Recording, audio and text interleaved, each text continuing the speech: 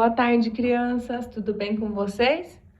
Hoje, dia 17 de julho, sexta-feira, nossa matéria de língua portuguesa começa na página 149.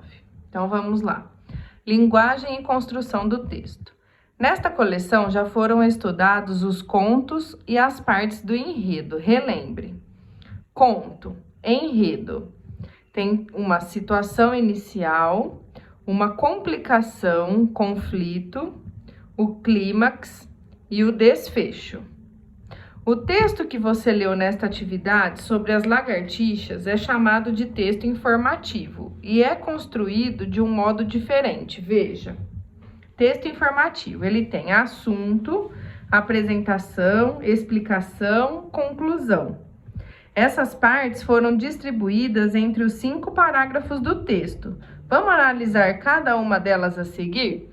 Agora, na próxima parte, nós vamos analisar o texto, que essas 3 partes aqui, ó, a apresentação do assunto, a explicação e a conclusão, estão distribuídas nos parágrafos deles. Vamos observar. Página 150, exercício 1.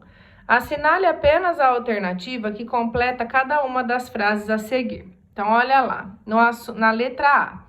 O assunto principal desse texto é... Qual é o assunto principal, gente? Ó, as lagartixas são um tipo de lagarto. As lagartixas perdem o rabo. Ou animais que perdem o rabo. Qual é o assunto principal do texto? Por que as lagartixas perdem o rabo? B. Os parágrafos 1 e 2 fazem a apresentação do assunto e falam sobre.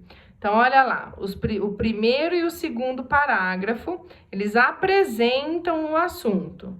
Do que eles estão falando? As formas de defesa usadas pela lagartixa, as formas de defesa usadas pela lagartixa e por outros animais, como são as caudas de vários animais. Então, tem que voltar lá, achar cada um dos parágrafos, ler o parágrafo primeiro e o segundo. Vocês sabem como achar parágrafo, né? Parágrafo é cada linha nova que a gente deixa aquele espaço da margem, tá bom? Então, tem que ler o parágrafo primeiro e o segundo e ver do que eles estão falando. C.